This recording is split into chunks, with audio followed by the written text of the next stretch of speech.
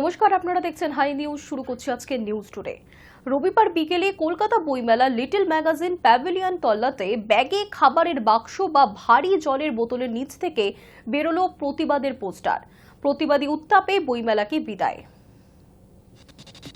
শেষ দিনে কিছু একটা ঘটতে চলেছে, খবরটা পেয়ে সতর্ক হয়ে গিয়েছিল পুলিশ বা গিল্ড কর্তারা। সেই মতন রবিবার দুপুর থেকেই বইমেলার গেটে কড়াকড়ি শুরু হয়ে যায়। কিন্তু যাদের নিয়ে এত সতর্কতা তারাও কম যান না। তাই বিকেলে লিটল ম্যাগাজিন প্যাভিলিয়ন তল্লাটে ব্যাগে খাবারের বাক্স, ভারী জলের বোতলের নিচ থেকে বেরোলো প্রতিবাদের পোস্টার। প্রতিবাদের সেই বার্তায় শেষ দিনে বাঙালির বই উৎসবের একটি চিরকালীন চরিত্র মেলে ধরেছে। আরজিকর কাণ্ডে নিহত চিকিৎসক ছাত্রীর জন্মদিন এবং বইমেলার শেষ দিন, দুটো দিন মিলে গিয়েছে কাকতালীয়ভাবে। যারা মিছিলে হাঁটলেন তারা অনেকেই শ্যামবাজার থেকে সল্টলেক মুখ হয়েছেন। পাবলিশার্স অ্যান্ড বুক সেলার্স গিল্ডের দুই কর্তা ত্রিদীপ কুমার চট্টোপাধ্যায় এবং সুধাংশু শেখর দে ধারাবাহিকভাবে বলে আসছিলেন, বইমেলা প্রতিবাদের জায়গা নয়। বইয়ে যা খুশি লেখা গেলেও মিছিল সভা করে প্রতিবাদ তাঁরা মানবেন না। কিন্তু প্রতিবাদীরা অন্য ধাঁচের বিশ্বাস মেলে ধরেছেন। শান্তিপূর্ণ ও গণতান্ত্রিক প্রতিবাদও যে বইমেলার ঐতিহ্য তা মনে করিয়ে সরব হন তাঁরা। সল্টলেকে বইমেলার স্থায়ী মাঠ করে দেওয়া থেকে শুরু করে এত বড় কর্মযোগ্য আয়োজনে মুখ্যমন্ত্রী মমতা বন্দ্যোপাধ্যায়ের সহায়তার কথা পাঁচ মুখে বলে থাকেন গিল্ড কর্তারা। আরজিকর কাণ্ডের তীব্র প্রতিবাদের ছাপ যাতে বইমেলার মাঠে না পড়ে বিশেষ সতর্ক ছিলেন তাঁরা। বইমেলার মুক্ত মঞ্চটি এবার প্রতিবাদের ভয় রাখা হয়নি বলেই অভিযোগ। এমনকি সাহিত্য উৎসবেও স্পর্শকাতর বিষয়ে আলোচনা রাখা হয়নি। তবুও শেষ রক্ষা কার্যত হল না। লিটল ম্যাগাজিন প্যাভিলিয়নের পিছনে ত্রিভুজাকৃতি একটি অংশের নাম কেউ কেউ দিয়েছিলেন অভয়া চত্বর ত্রিকোণ পার্ক। সেই তল্লাটি বইমেলার শেষ সন্ধ্যায় ঘটনাবহুল হয়ে ওঠে। ধর্ষণ সংস্কৃতি বন্ধের দাবিতে স্লোগান ওঠে। সিবিআই বা নবান্নের 14 তলার ভূমিকা নিয়েও স্লোগানে অসন্তোষ। রাত দখল ঐক্যমঞ্চের তরফে গত 14ই আগস্ট রাতের অনেক প্রতিবাদী এদিন কার্যত বইমেলায় মাঠ দখল করেন। তারা মনে করিয়েছেন, অতীতে ক্যানেরিয়া চটকলের প্রতিবাদ থেকে শুরু করে বাবরি মসজিদের ঘটনার পরে সম্প্রীতির বার্তা দিতে বইমেলার মাঠ সমাজ সচেতন চরিত্রের পরিচয় রেখেছে। মাইক বাজিয়ে গান, নাচ, কুইজ হলে প্রতিবাদী স্লোগান কি দোষ করল?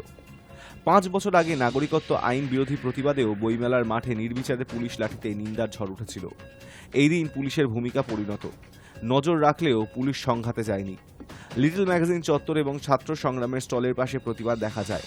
সন্ধ্যা 7:30 পর্যন্ত চলেছে প্রতিবাদ। শেষ দিনের আড্ডা, গল্প, বই কেনার মেজাজটাও একই রকম।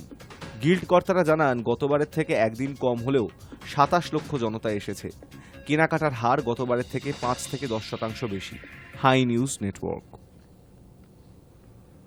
জীবনের প্রথম বড় পরীক্ষা সোমবার থেকে শুরু মাধ্যমিক। প্রত্যেক বছরের মতো এবারও মাধ্যমিক পরীক্ষার জন্য বিশেষ ব্যবস্থা করা হয়েছে।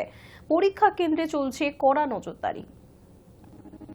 কঠোর নিরাপত্তার মধ্যে 10ই ফেব্রুয়ারি থেকে মাধ্যমিক ও মাদ্রাসার পরীক্ষা শুরু হলো। এবার মাধ্যমিকে 9,84,953 জন পরীক্ষা দিচ্ছে, যার মধ্যে ছাত্রী 5,55,950 জন। ছাত্রের সংখ্যা 4,28,803। 22শে ফেব্রুয়ারি পরীক্ষা শেষ হবে। মধ্যশিক্ষা পর্ষদের পক্ষ থেকে জানানো হয়েছে, পরীক্ষা কেন্দ্রে পরীক্ষার সময় কোনো ইলেকট্রনিক গ্যাজেট থাকবে না। পরীক্ষা চলাকালীন যদি তা পাওয়া যায় তাহলে তার পরীক্ষা বাতিল হবে। গত বছর 45 জনের পরীক্ষা বাতিল হয়েছিল। পরীক্ষার্থীদের চেকিং শিক্ষকরাই করবেন। পরীক্ষা শুরু হওয়ার আগে শেষবার ঘোষণা করে জানিয়ে দেবেন, যদি তার কাছে ইলেকট্রনিক গেজেট থাকে তাহলে যেন জমা দিয়ে দেওয়া হয়।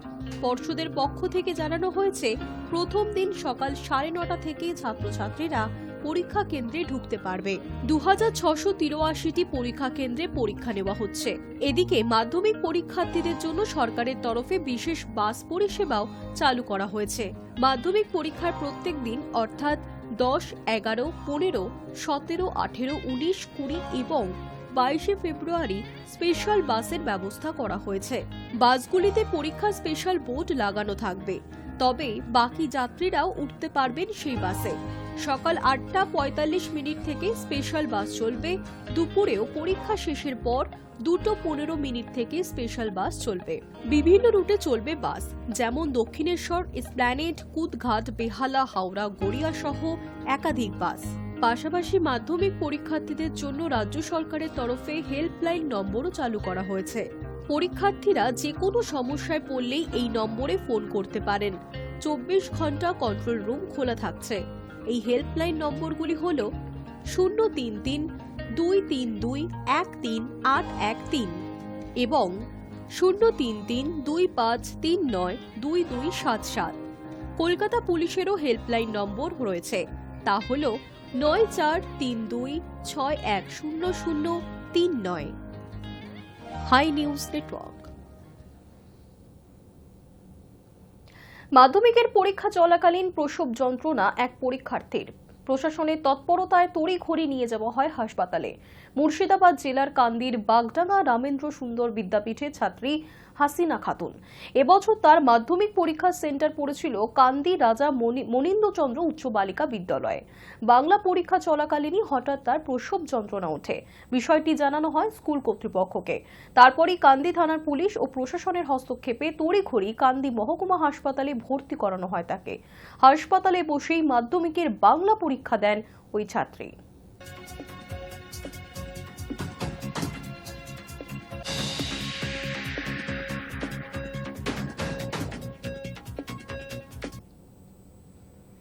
পদত্যাগ করলেন মণিপুরের মুখ্যমন্ত্রী এন বীরেন সিং। রবিবার ইম্ফলে রাজ্যপাল অজয় কুমার ভল্লার সঙ্গে দেখা করে পদত্যাগপত্র জমা দিয়েছেন তিনি। পদত্যাগ করলেন মণিপুরের মুখ্যমন্ত্রী এন বীরেন সিং। কেন্দ্রীয় স্বরাষ্ট্রমন্ত্রী অমিত শাহের সঙ্গে বৈঠকের পর ইম্ফলে ফিরে ইস্তফা দেওয়ার কথা ঘোষণা করেছিলেন তিনি। রবিবার ইম্ফলে রাজ্যপাল অজয় কুমার ভল্লার সঙ্গে দেখা করে পদত্যাগপত্রও জমা দিয়েছেন। সূত্রের খবর, গত বেশ কিছুদিন ধরেই দলের অভ্যন্তরে ও বাইরে দ্বিমুখী চাপের সম্মুখীন হতে হচ্ছিল বীরেনকে। এই পরিস্থিতিতে রবিবার সকালে নয়াদিল্লিতে অমিত শাহ এবং কেন্দ্রীয় মন্ত্রী জেপি নাড্ডার সঙ্গে দেখা করেন বীরেন সিং। সঙ্গে ছিলেন বিজেপি ও এনপিএফ এর 14 জন বিধায়ক। মাত্র 15 মিনিটের বৈঠকের পর ইম্ফলে ফিরেই বীরেন ইস্তফা দেন মণিপুরের মুখ্যমন্ত্রী পদ থেকে। পদত্যাগপত্রে তিনি লিখেছেন, এতদিন মণিপুরের মানুষের সেবা করতে পেরেছি, এটা আমার কাছে সম্মানের। মণিপুরবাসীর স্বার্থ রক্ষার জন্য সময় উপযোগী পদক্ষেপ করা এবং নানা উন্নয়নমূলক প্রকল্প বাস্তবায়িত করার জন্য আমি কেন্দ্রীয় সরকারের কাছে কৃতজ্ঞ। উল্লেখ্য, মণিপুর বিধানসভার অনাস্থা প্রস্তাব আনার বিষয়ে ভাবনা চিন্তা করছিল কংগ্রেস। তাছাড়া বীরেনের নেতৃত্ব নিয়ে অসন্তুষ্ট ছিলেন সে রাজ্যের বিজেপি বিধায়কেরাও। ভোটাভুটি হলে বীরেন সরকারের পতনের সম্ভাবনা রয়েছে, এমনই আশঙ্কা ছিল। এই পরিস্থিতিতে বীরেনের পদত্যাগ ছাড়া কোনো গতি ছিল না। সূত্রে খবর, রবিবারের বৈঠকে তাকে সে কথাও বলে দেন অমিত শাহ। বীরেন সিং এর পদত্যাগ নিয়ে লোকসভার বিরোধী দলনেতা রাহুল গান্ধী বলেছেন, গত প্রায় 2 বছর ধরে মণিপুরে হিংসায় উস্কানি দিয়ে এসেছেন মুখ্যমন্ত্রী। গোষ্ঠী হিংসা এবং একের পর এক মৃত্যুতে যেখানে রাষ্ট্রের ধারণাকে ধ্বংস করেছেন তিনি, তা সত্ত্বেও তাকে সরাননি প্রধানমন্ত্রী নরেন্দ্র মোদী। এখন বীরেন সিং এর ইস্তফায় স্পষ্ট হয়ে গেল জনগণের চাপ, সুপ্রিম কোর্টের তদন্ত এবং কংগ্রেসের অনাস্থা প্রস্তাবের ফলেই এই সিদ্ধান্ত নিতে বাধ্য হয়েছে বিজেপি। গত 1.5 বছরেরও বেশি সময় ধরে অশান্ত মণিপুর। 2023 সালের মে মাসে প্রথম মেইতেই এবং কুকি-জো সম্প্রদায়ের মধ্যে হিংসা ঘিরে উত্তপ্ত হয়ে ওঠে সে রাজ্যের পরিস্থিতি। মাঝে কিছুদিন বিরতির পর গত বছরের সেপ্টেম্বর মাসে মেইতেই এবং কুকি জনগোষ্ঠীর মধ্যে নতুন করে সংঘর্ষ শুরু হয়। জ্বালিয়ে দেওয়া হয় একাধিক বাড়িঘর। দফায় দফায় সংঘর্ষ চলে মণিপুরের বিস্তীর্ণ এলাকা জুড়ে। মুখ্যমন্ত্রীর পাশাপাশি রাজ্যের বেশ কয়েকজন বিধায়কের বাড়িতেও হামলা চালায় উন্মত্ত জনতা। রাজ্যের 5 জেলায় কারফিউ জারি করা হয়, বন্ধ করে দেওয়া হয় ইন্টারনেট পরিষেবাও। বিভিন্ন সরকারি এবং বেসরকারি সূত্র মতে মণিপুরে এ পর্যন্ত কয়েকশো মানুষের মৃত্যু হয়েছে, গৃহহীন হয়েছেন আরও অনেকেই। পরিস্থিতি নিয়ন্ত্রণে মুখ্যমন্ত্রীর ভূমিকা নিয়ে অতীতে বারংবার প্রশ্ন উঠেছে। গত বছরের শেষ দিনে মণিপুরবাসীর কাছে প্রকাশ্যে ক্ষমাও চেয়েছিলেন তিনি। সঙ্গে আশ্বাস দিয়েছিলেন 2025 সালে রাজ্যের স্বাভাবিকতা ফিরে আনবেন তিনি। অথচ সেই আশ্বাসের মাঝখানেই পদত্যাগ করলেন Biren Singh. Hi news network. সোমবার 2 দেশ ফ্রান্স এবং আমেরিকা সফরে ভারতের প্রধানমন্ত্রী নরেন্দ্র মোদী। সবকিছু ঠিক থাকলে আগামী 13 ফেব্রুয়ারি ওয়াশিংটনে আমেরিকার প্রেসিডেন্ট ডোনাল্ড ট্রাম্পের সঙ্গে বৈঠক করবেন মোদী। সোমবার 2 দেশ ফ্রান্স ও আমেরিকা সফরে ভারতের প্রধানমন্ত্রী নরেন্দ্র মোদী। প্রধানমন্ত্রীর দপ্তর সূত্রে খবর, সোমবার ফ্রান্সের উদ্দেশ্যে রওনা দেবেন তিনি। সেখান থেকে রওনা দেবেন আমেরিকার উদ্দেশ্যে। সবকিছু ঠিক থাকলে আগামী 13 ফেব্রুয়ারি ওয়াশিংটনে আমেরিকার প্রেসিডেন্ট ডোনাল্ড ট্রাম্পের সঙ্গে বৈঠক করবেন মোদী। সেখানে সবথেকে বড় হয়ে উঠতে চলেছে অভিবাসী প্রসঙ্গ। এছাড়াও খবর, নয়া মার্কিন শুল্ক নীতি এবং বাংলাদেশের প্রসঙ্গে কথা হতে পারে উভয় রাষ্ট্রনেতার মধ্যে। প্রধানমন্ত্রীর সফরের বিষয়ে জানিয়েছেন ভারতের বিদেশ সচিব বিক্রম মিশ্রি। ওয়াশিংটনে 13 ফেব্রুয়ারি বৈঠকের কথা জানিয়েছেন তিনি। উল্লেখ্য, অত্যন্ত গুরুত্বপূর্ণ এক সময় মোদি ট্রাম্পের বৈঠক হতে চলেছে। ইতিমধ্যেই 104 জন অবৈধবাসী ভারতীয়কে দেশে ফিরিয়েছে আমেরিকা। হাতে পায়ে চেন বাঁধা অবস্থায় বিমানে চাপিয়ে যেভাবে দেশে পাঠানো হয়েছে ভারতীয়দের, তা নিয়ে ব্যাপক বিতর্ক তৈরি হয়েছে। ভারতীয়দের সঙ্গে এমন ব্যবহারে মোদি সরকারের কূটনৈতিক সক্ষমতা নিয়েও প্রশ্ন উঠছে। এই অবস্থায় মোদি ট্রাম্পের মধ্যে মার্কিন অভিবাসী নীতি নিয়ে আলোচনা হবে বলেই মনে করছেন বিশেষজ্ঞরা। এছাড়াও আমেরিকা শুল্কের প্রকোপে পড়তে পারে ভারত, কারণ ট্রাম্পে নতুন শুল্ক নীতি প্রয়োগের তালিকায় চীন, জাপানের পাশাপাশি ভারতও রয়েছে। তবে এখনো ভারতের উপর অতিরিক্ত শুল্ক চাপানোর ব্যাপারে মুখ খোলেননি ট্রাম্প। অন্যদিকে সম্পর্কের বরফ গলাতে ভারত ইতিমধ্যেই কিছু দামি মার্কিন পণ্যের উপর আমদানি কর ছাড় ঘোষণা করেছে। ভারতকে আরও বেশি করে অস্ত্র কিনতে চাপ দেওয়া হচ্ছে বলেও খবর। বৈঠকে এমন নানা প্রসঙ্গের পাশাপাশি বাংলাদেশের সাম্প্রতিক অবস্থা নিয়েও আলোচনা হতে পারে বলে জানিয়েছেন বিদেশ সচিব। সব মিলিয়ে অতি গুরুত্বপূর্ণ হয়ে উঠতে চলেছে মোদির এই আমেরিকা সফর। High news network. টালিগঞ্জে অবশেষে কাটল জট। সেট তৈরির কাজ বন্ধ থাকায় তৈরি হয়েছিল জটিলতা। তবে সোমবার সকাল থেকে সিরিয়ালে সেট তৈরির কাজ নতুন করে শুরু হয়েছে। টলিগঞ্জে কাটল অচল অবস্থা। পরিচালক সৃজিত রায়ের সেট তৈরির কাজ ফের শুরু হলো। সেটে হাজির টেকনিশিয়ানরাও। এই সেট তৈরির কাজ বন্ধ থাকায় তৈরি হয়েছিল জটিলতা। তবে সোমবার সকাল থেকে সিরিয়ালে সেট তৈরির কাজ নতুন করে শুরু হয়েছে। বিগত বেশ কয়েকদিন ধরে পরিচালক সৃজিত রায়ের সেট তৈরির কাজ বন্ধ ছিল। তবে শেষ পর্যন্ত অরূপ বিশ্বাস এবং ইন্দ্রনীল সেন এই দুই মন্ত্রীর হস্তক্ষেপে জট কেটেছে। শনিবার দিন থেকে বিভিন্ন শুটিংয়ের যে জটিলতা ছিল তা কেটে গিয়েছে। তবে রবিবার সেকেন্ড সানডে হওয়ায় বিভিন্ন ধারাবাহিকের কাজ বন্ধ থাকে। তাই সোমবার থেকে শুটিং ফ্লোরের কাজ শুরুর কথা ছিল। টেকনিশিয়ানরাও শুটিংয়ের সেট তৈরির কাজে আসবেন সে কথা জানা গিয়েছিল। যেমন কথা তেমনই কাজ। সোমবার থেকে কাজ শুরু হয়ে গিয়েছে। সৃজিতের আসন্ন ধারাবাহিকের ফ্লোর তৈরির কাজ শুরু হয়েছে জোর কদমে। দ্রুততার সঙ্গে চলছে কাজ। তবে এতদিন কাজ বন্ধ থাকায় অবশ্য ধারাবাহিকের সম্প্রচার কিছুটা হলেও পিছিয়েছে।